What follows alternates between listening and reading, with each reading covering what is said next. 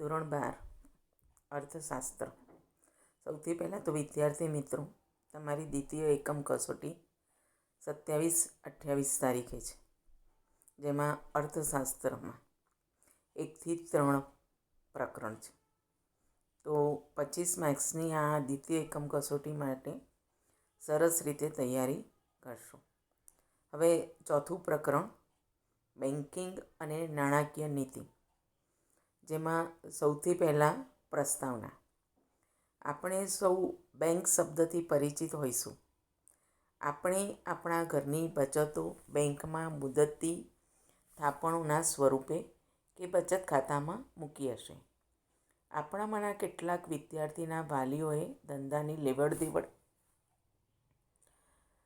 માટે બેંકમાં ખાતું ખોલાવ્યું હશે, તો કેટલાક વાલીઓ રાંધણ ગેસની સબસિડી બેંકના ખાતામાં મેળવતા હશે. વળી આપણે સ્કૂલની ફી બેંકના ચેક દ્વારા ભરી હશે, તો ઘરમાં ટીવી, ફ્રીજ વગેરે જેવી વસ્તુઓ ખરીદવા બેંકમાંથી નાણાં ઉપાડ્યા હશે. આપણામાંના કેટલાકના વાલીઓએ ઘર ખરીદવા માટે બેંકમાંથી ધિરાણ લીધું હશે. ધિરાણ એટલે કે લોન લીધી હશે. આમ આધુનિક યુગમાં આપણા બધા જ નાણાકીય વ્યવહારો બેંક દ્વારા થાય છે. તો આ પ્રકરણમાં આપણે બેંકો વિશેની સમજૂતી મેળવીશું.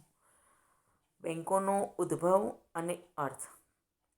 તો બેંકોનો ઉદ્ભવ શી રીતે થયો, એવો પ્રશ્ન ટૂંકમાં અથવા તો એક વાક્યમાં એ રીતે પણ પૂછાતો હોય છે. બેંકોનો ઉદ્ભવ અને અર્થ. અંગ્રેજીમાં બેંક શબ્દનો અર્થ જથ્થો કે સમૂહ થાય છે. સંસ્કૃત ભાષામાં બેંકને મળતો શબ્દ ભાંડ છે, જેનો અર્થ મૂડીનો જથ્થો એમ થઈ શકે છે, અને આ શબ્દ ઉપરથી ભંડોળ શબ્દ બન્યો છે. અંગ્રેજીમાં બેંક શબ્દ ફ્રાન્સ અને ઇટાલીના ઉપરથી ઉતરી આવ્યો છે. આ બંને દેશો ઉપરથી એમ કે બેંક શબ્દ આવ્યો છે. યુરોપમાં પ્રાચીન સમયમાં સરાફો ઢળતી પાટલી ઉપર નાણાંની લેવડ દેવડ અને જુદા જુદા પ્રદેશોમાં નાણાંની ફેરબદલી કરતા હતા. આમ પાટલી ઉપર નાણાંના જથ્થાની ફેરબદલી થતી, અને આમ બેંક શબ્દ અંગ્રેજીમાં ઉપયોગ થવા લાગ્યો. એટલે કહી શકાય કે બેંક શબ્દને નાણાંના ભંડોળ સાથે સંબંધ છે. વિશ્વની સૌપ્રથમ બેંક તરીકે સ્પેનમાં 1401માં સ્થપાયેલી બેંક ઓફ બાર્સિલોના ગણાય છે. જ્યારથી નાણું ચલણ તરીકે સ્વીકૃતિ પામ્યું, ત્યારથી નાણાંનું કાર્ય ફક્ત વિનિમયના માધ્યમ અને મૂલ્યના માપદંડ પૂરતું જ મર્યાદિત ન રહેતા મૂલ્યના સંગ્રાહક તરીકે તેમજ ભવિષ્યના સોદાઓની ચૂકવણી કે વિલંબિત ચૂકવણીના સાધન તરીકે પણ સ્વીકૃત બન્યું. નાણાંના કાર્યો વધતા નાણાંના મૂલ્યની જાળવણીનો પ્રશ્ન ઊભો થયો. ટૂંકમાં નાણાં આધારિત અર્થવ્યવસ્થામાં નાણાંની સાચવણી, તેની હેરફેર, તેના મૂલ્યની જાળવણી માટે કોઈ સંસ્થાની જરૂર પડી, જે કાર્ય બેંક દ્વારા થતું જોવા મળે છે. અને આ રીતે બેંકનો ઉદ્ભવ થયો. હવે બેંકનો અર્થ જણાવો, એવો પણ પ્રશ્ન પૂછાતો હોય છે. બેન્કિંગ સેવા આપતી સંસ્થા એટલે બેંક.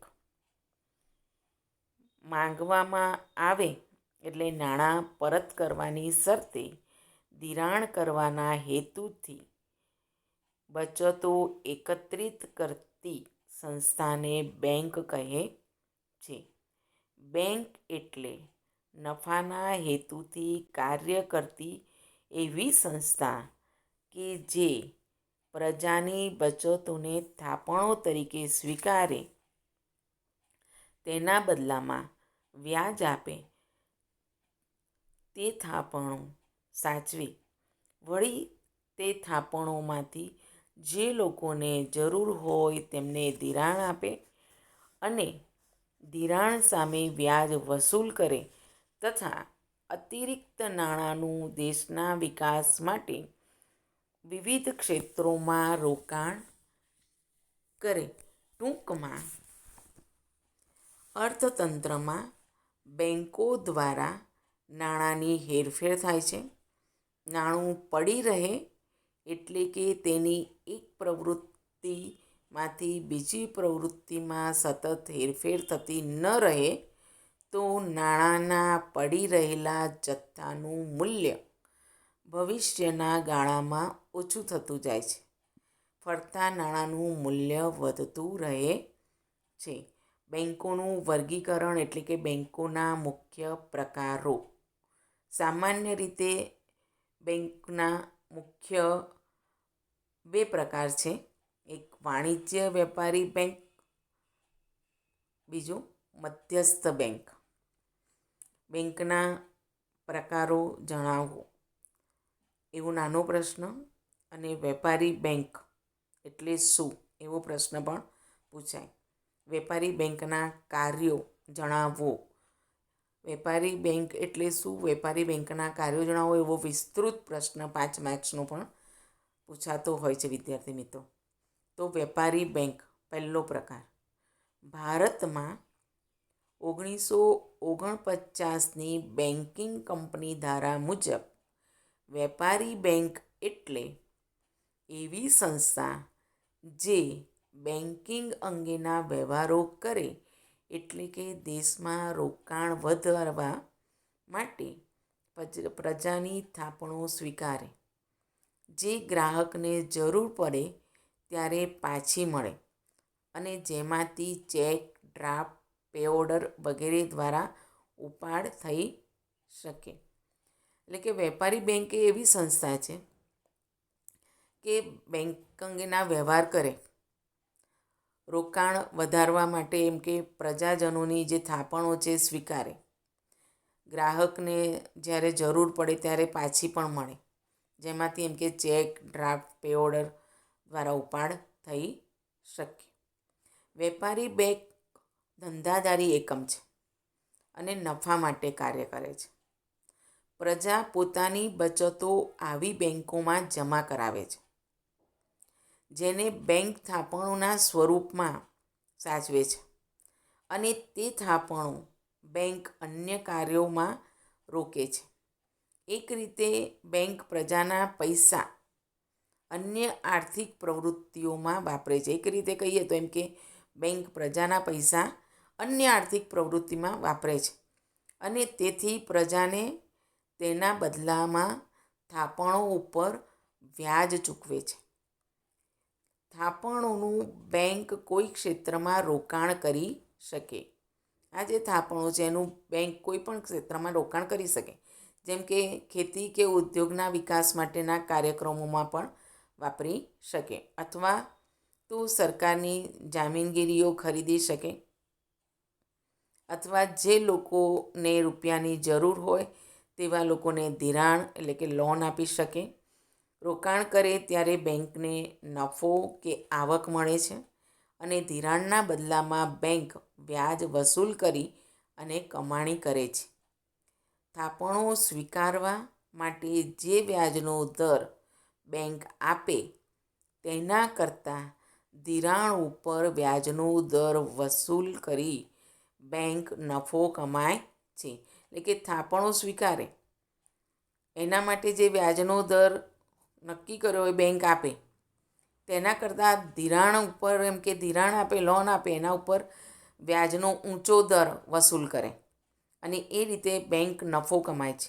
આમ બેંક એક ધંધાદારી સંસ્થા છે.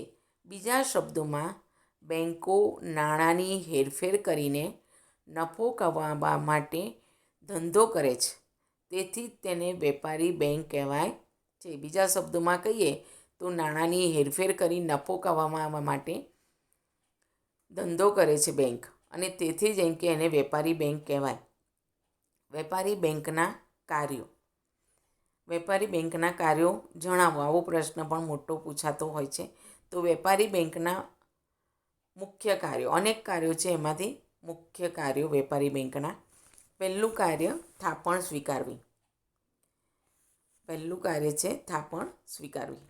પ્રજા પાસે રહેલી બચતોને બેંક સ્વીકારે છે અને તેને થાપણના સ્વરૂપે સાચવે છે. વળી પ્રજાની બચતો પોતાની પાસે રાખે એટલે તેમને વ્યાજ ચૂકવે છે. બીજા શબ્દોમાં કહીએ તો થાપણોના સ્વરૂપે પ્રજા બેંકને ધિરાણ આપે છે, જેના બદલામાં બેંક વ્યાજ ચૂકવે છે. થાપણો મુખ્યત્વે 3 પ્રકારની હોય છે. થાપણો 3 પ્રકારની હોય છે. એક ચાલુ ખાતાની થાપણો, બીજું બચત ખાતાની થાપણો અને મુદતી થાપણો. આમ 3 પ્રકારની થાપણો હોય છે. તો પહેલી થાપણ ચાલુ ખાતાની થાપણો. આ ખાતું ધંધા, પેઢી કે વ્યક્તિના નામે ખોલવામાં આવે છે. એમાં રખાતી થાપણો એટલે કે નાણું બધા પ્રકારની થાપણો કરતાં વધુ તરલ હોય છે. ધંધા માટે દિવસમાં જેટલી વાર ઉપાડ કરવો હોય તેટલી વાર ઉપાડ થઈ શકે છે. આ ખાતેદારને ચેકબુક મળે છે એટલે કે ચેકબુક પ્રાપ્ત થાય છે, પરંતુ વ્યાજ મળતું નથી. ઉપરથી બેંક તેમની પાસે અમુક પ્રકારનો સર્વિસ ચાર્જ વસૂલ કરે છે. આ ખાતામાં જમા રકમ કરતાં અતિરિક્ત ઉપાડ પણ ધંધા માટે કાયદા મુજબ કરી શકાય છે. ચાલુ ખાતું એમ કે ધંધા, પેઢી કે વ્યક્તિના નામે ખોલવામાં આવે. આ પ્રકારની થાપણો વધુ તરલ હોય છે.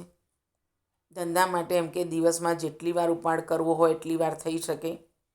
એના માટે ખાતેદારને ચેકબુક મળે પણ વ્યાજ મળતું નથી.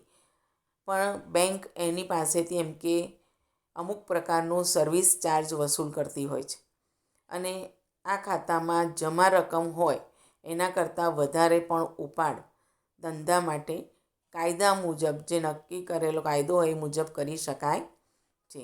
બચત ખાતાની થાપણો. થાપણનો બીજો પ્રકાર છે બચત ખાતાની થાપણો.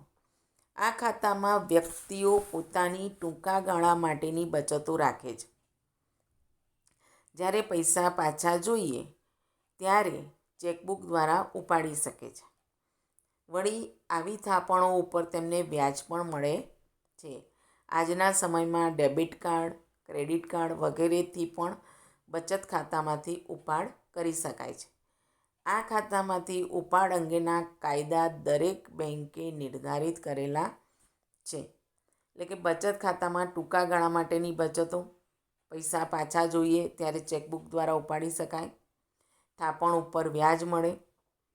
અત્યારના સમયમાં એમ કે એક ડેબિટ કાર્ડ, ક્રેડિટ કાર્ડથી બચત ખાતામાંથી ઉપાડ કરી શકાય છે અને દરેક બેંકે એમ કે ઉપાડ અંગેના કાયદાઓ નિર્ધારિત કરેલા છે. બચત ખાતાની અંદર જ રિકરિંગ ખાતાની સગવડ પણ હોય છે. તો રિકરિંગ ખાતાની સગવડ આ થાપણોમાં બચત ખાતાની થાપણોનો એક પ્રકાર છે. આ થાપણો રિકરિંગ ખાતાની થાપણો એમ કે બચત ખાતાની થાપણનો જ એક પ્રકાર છે. જે વ્યક્તિઓ એકસાથે બચત કરવા ન ઈચ્છતી હોય કે ન કરી શકતી હોય તેવી વ્યક્તિઓ દર મહિને કોઈ ચોક્કસ રકમ આ ખાતામાં જમા કરાવતી હોય છે. આમ વ્યક્તિની થાપણ વધતી જાય છે અને જમા થયેલી થાપણ ઉપર તેને વ્યાજ મળતું રહે છે.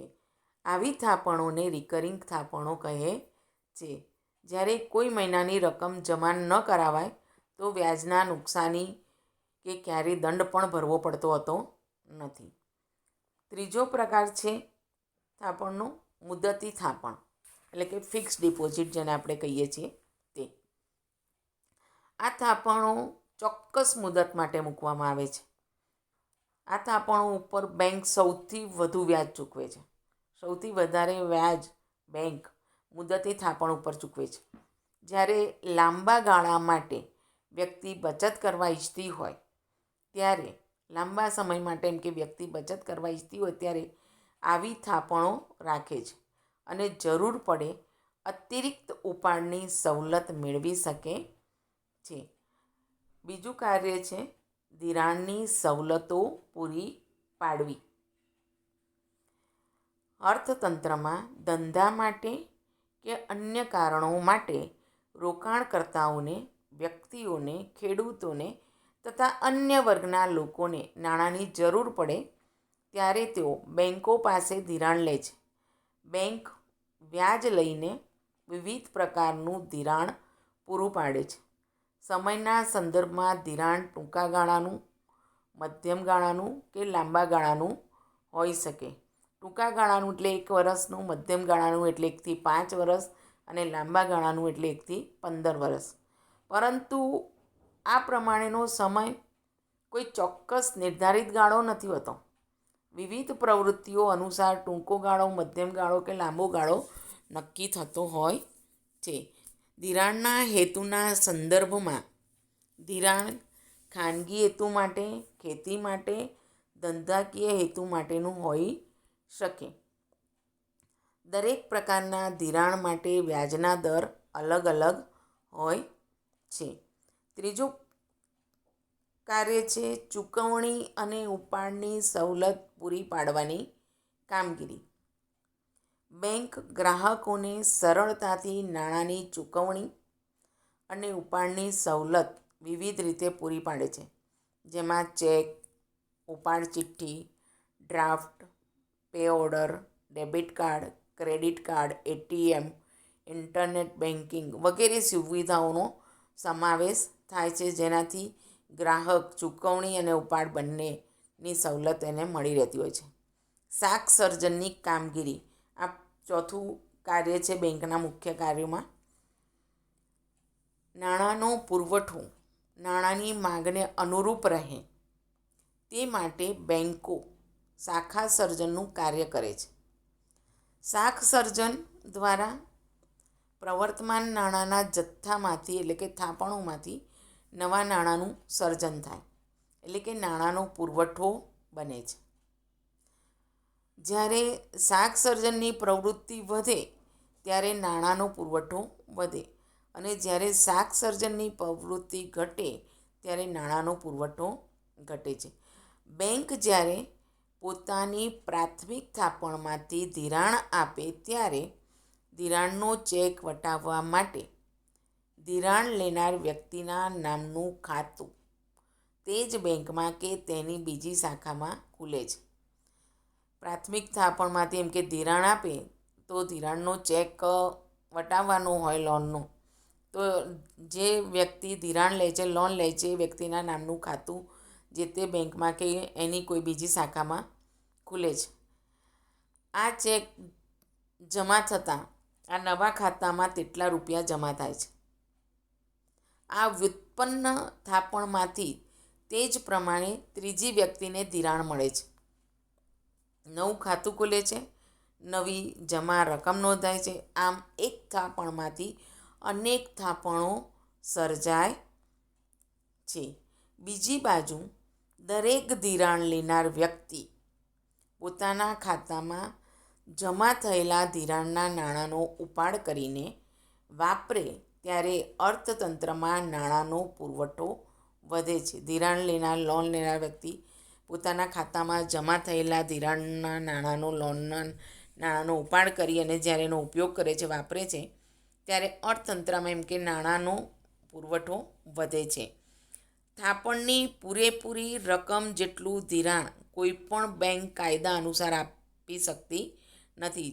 થાપણની પૂરેપૂરી રકમ હોય એટલું ધિરાણ કોઈપણ બેંક એમ કે કાયદા અનુસાર આપી શકતી નથી. દરેક થાપણના અમુક ટકા અનામત રાખીને, દરેક થાપણ હોય એના અમુક ટકા અનામત રાખી બાકીની રકમમાંથી જ ધિરાણ આપવામાં આવે છે, જેને રોકડ અનામતનું પ્રમાણ કહે છે. ધારો કે પ્રાથમિક થાપણ રૂપિયા 1000ની હોય અને રોકડ અનામતનું પ્રમાણ કાયદેસર રીતે 20% હોય તો બેંકો 1000 ગુણ્યા 1/20% જેટલું શાખ સર્જન રૂપિયા 1000ની થાપણમાંથી કરશે. એટલે કે રૂપિયા 1000ની પ્રાથમિક થાપણમાંથી રૂપિયા 5000 જેટલું શાખ સર્જન થશે. બીજા શબ્દોમાં બેન્કિંગ વ્યવસ્થામાં રૂપિયા 1000ના નાણાંના જથ્થામાંથી 5000નો પુરવઠો બનશે. આમ ₹4,000 જેટલા નવા નાણાંનું સર્જન થશે, જે નીચેના ઉદાહરણ દ્વારા સમજી શકાય. કોષ્ટક 4.1માં બેંક થાપણો રોકડ અનામતનો દર 20%, નવ ધિરાણ રૂપિયામાં. તો બેંક એ થાપણ રૂપિયામાં 1,000, રોકડ અનામતનો દર 20% એટલે 200, નવ ધિરાણ રૂપિયામાં 800, બી 800, 160, 640, સી 640, 128, 512, કુલ 5,000, રોકડ અનામતનો દર 20% એટલે 1,000 અને નવ ધિરાણ 4,000. આમ શાક સર્જન બરાબર પ્રાથમિક થાપણ ગુણ્યા 1/, રોકડ અનામતનું પ્રમાણ. જ્યારે ગ્રાહકો તેમના ચાલુ ખાતામાં જમા રકમ કરતાં વધુ ઉપાડ કરે છે તેને અતિરિક્ત ઉપાડ કહેવાય છે, અને આવા ઉપાડથી પણ શાક સર્જન થાય છે. પાંચમું કાર્ય છે આંતર બેન્કિંગ વ્યવહારો કરવા. એક બેંક બીજી બેંકને ટૂંકા કે લાંબા સમય માટે ધિરાણ પૂરું પાડતી હોય. એક બેંક એમ કે બીજી બેંકને ટૂંકા કે લાંબા સમય માટે ધિરાણ પૂરું પાડતી હોય છે. ટૂંકા ગાળાનું ધિરાણ એક બેંક બીજી બેંકને મધ્યસ્થ બેંક દ્વારા આપે છે, અને આને કોલ મની કહેવાય છે. ટૂંકા ગાળાનું ધિરાણ એક બેંક બીજી બેંકને એમ કે મધ્યસ્થ બેંક દ્વારા આપે છે, અને આને કોલ મની કહેવાય છે. તેની ઉપર લેવાતા વ્યાજના દરને કોલ મની રેટ કહેવાય છે. તો આગળનો અભ્યાસ હવે પછી કરીશું.